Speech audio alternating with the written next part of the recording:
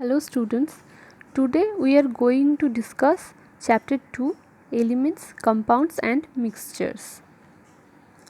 We all know matter can be classified into solid, liquid and gas based on its physical state.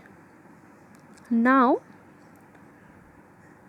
we are going to learn that matters can also be classified based on chemical constituents. They are pure substances and impure substances. Now, what is pure substances? A pure substance has a mixed composition and fixed chemical properties. Elements and compounds are pure substances. Gold and silver are examples of elements. Table salt and sugar are examples of compounds. Now, what is the characteristic? The characteristics of a pure substance are: a pure substance has a definite composition. For example, a molecule of water consists of two atoms of hydrogen and one atom of oxygen.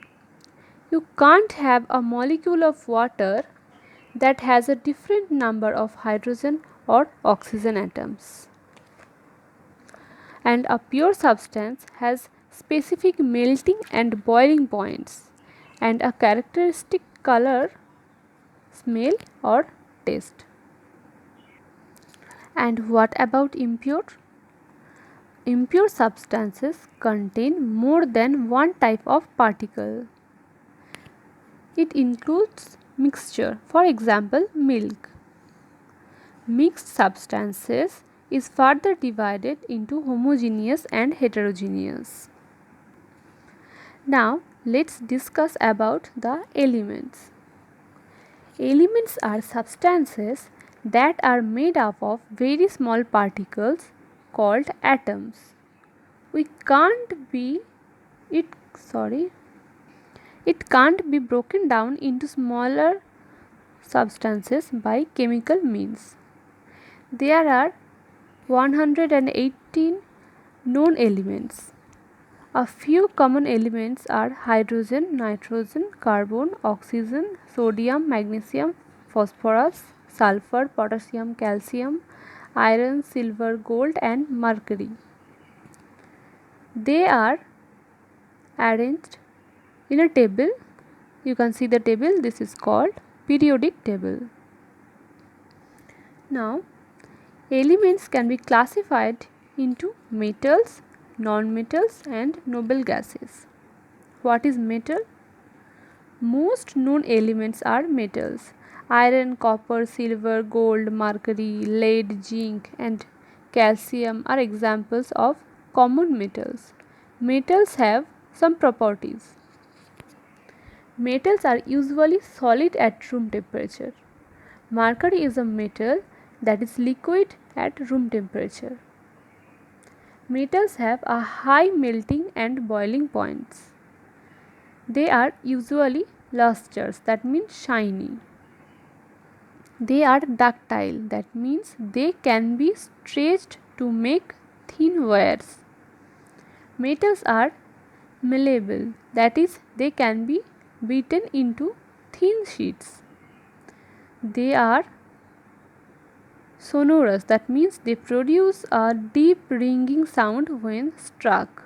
And lastly, they are good conductors of heat and electricity. And what about nonmetals?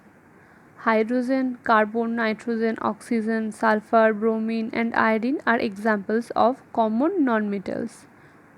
They have also some properties.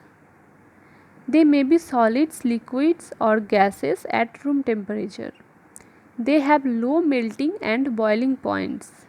They are usually non-lustrous. For example, graphite, which is a form of carbon, and iodine.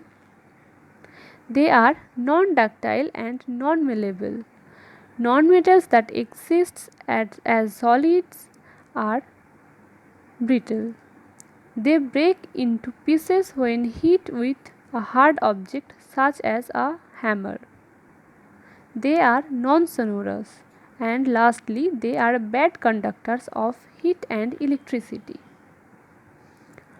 We all know that matters can be exist in various types according to their arrangements of molecules. An atom is the smallest particle of an element. Atoms of certain elements join to form larger particles called molecules. For example, two oxygen atoms join to form oxygen molecule. Two nitrogen atoms join to form nitrogen molecule. Two hydrogen atoms join to form hydrogen, that means H2 molecule. Some elements don't have the ability to form molecules and instead exist as single atoms. For example, helium and neon. Now let's discuss about the symbol of elements. A chemical symbol is the representation of an atom of an element. For example, the chemical symbol of hydrogen is H.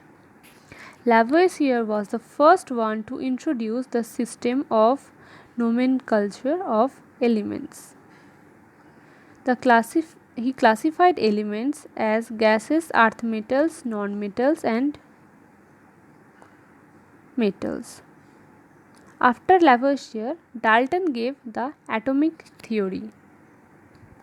Lastly, great scientist John Jacob Berzelius suggested just using letters, arguing that letters are easier to write and print the symbol of elements. There are a few rules of the new system of symbols proposed by the scientist Berzelius. Let's see the rules. First rule says symbols of some of elements are derived from the first letter of their English name and are represented by capital letter. For example, hydrogen. Here the first letter of hydrogen is H, so the symbol of hydrogen is capital H. Boron, here first letter is B and the symbol of boron is capital B. Nitrogen, first letter N, so the symbol of nitrogen is capital N. Same as carbon and oxygen. The second rule says if two or more elements have names beginning with the same letter, then one more letter is added to the first letter. For example, helium. Helium has the symbol of He. Chlorine has the symbol of Cl. The symbol is written with the first letter in the capitals and the second letter in lowercase. The third rule says symbols of same elements are derived from their Latin names. Here you can see sodium, its Latin name is natrium and its symbol is Na. Potassium, its Latin name is kalium and its symbol is K.